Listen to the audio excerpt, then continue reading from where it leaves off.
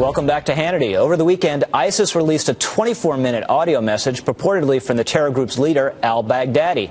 And earlier today, Iraqi forces declared that they had seized control of a strategic government complex in Ramadi. How significant is this victory? Joining us now is the author of Foreign and Domestic, retired Brigadier General Tony Tata, and the author of Warrior Diplomat, retired Special Forces officer and former advisor to Vice President Dick Cheney on counterterrorism, Lieutenant Colonel Michael Waltz. Gentlemen, thanks so much for being with us. Anthony, why don't you get us started here and just set this up. How big a deal is Iraqi forces taking back Ramadi? Rich, it's a huge deal. The town of Ramadi is the line of communication hub between Jordan and Syria into Baghdad. And so if the coalition forces truly have retaken Ramadi, then what they've done is establish about a 55-mile buffer between Ramadi and Baghdad, which is key. And they've also cut down the ability of ISIS to move laterally on the battlefield. And then they can push out there. There's just one road that leads out towards Syria and Jordan there, due west. So it's a big deal. And part of the reason for this success is that we've got Lieutenant General Sean McFarlane in charge now. And Sean's an aggressive guy. He came in, he studied the situation, and where we were employing counterinsurgency tactics, he saw a need for conventional tactics. And so Sean stepped back, retrained, and went after this, and it appears to be working. And with a guy like General McFarlane in charge, he was all over western Iraq during the previous war, and he understands this enemy, he knows this enemy, and I believe we're going to see great things under General McFarlane's leadership. So, Michael, do you agree with that, one? And two, what has changed here? Because we heard so much over the last year or so about how terrible and inept the Iraqi forces are, and they're basically running away from the fight, and here they've won a big victory. Well, I agree, Rich, that it's significant that we're taking Ramadi back. It shows capability on the part of the Iraqi army that it's lacked before due to our training and engagement.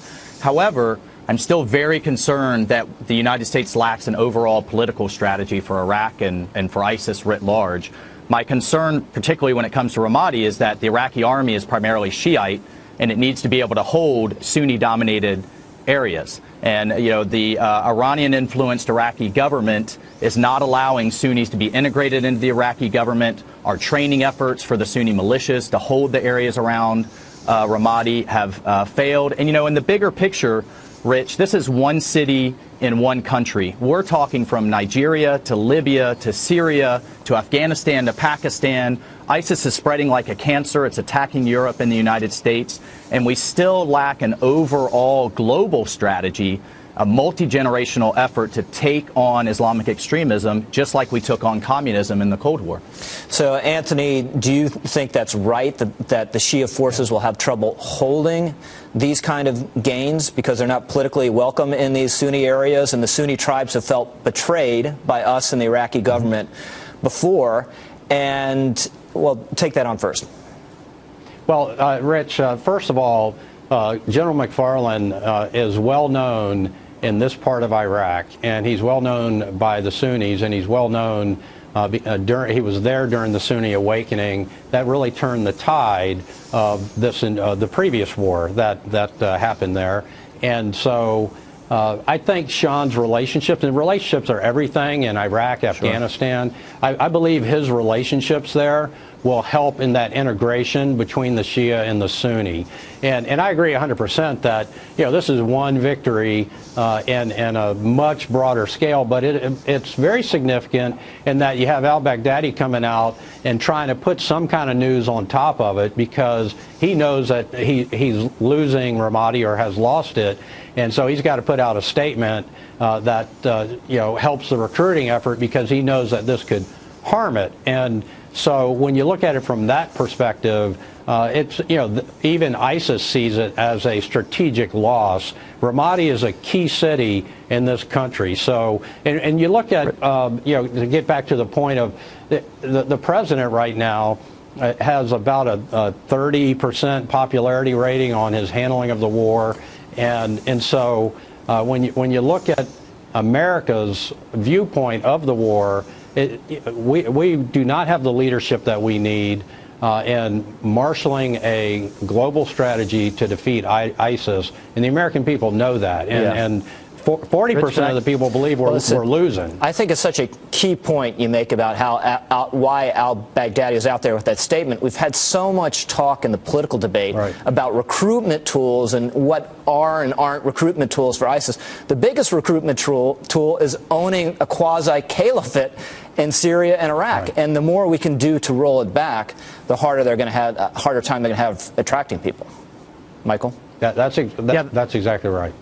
I think that's exactly right. And again, this has to be a whole of government effort from the United States, diplomatic, informational, military, economic. I mean, the fact that, on the one hand, it's good that Baghdadi is trying to cover up his loss. On the other hand, the fact that he can still make statements and isn't running scared every single night because he's afraid he is frankly going to be killed has me concerned. And just back to our point about Iran and, the integration of Sunnis into the military, I think General McFarlane will do the absolute best he can. But this is a bigger issue of, are we, the United States, willing to challenge Iran, or are we more concerned about the Iranian nuclear deal, the reset with Russia, what's going on in Syria? I just fear that this administration has a bigger agenda at play here. Michael, really quickly, you got about 15 seconds. Yeah. Is it your sense that the Iraqi forces are now working more closely with the Iranians or with us, in this offensive in particular? Well, I think it's not only the Iraqi forces, it's the Iraqi government. In the absence of United States leadership, Iran has stepped in, Russia has stepped in, and the United States is viewed as having turned its back on the Middle East. Gentlemen, thanks so much for being here. Really appreciate it. Thank you, Rich.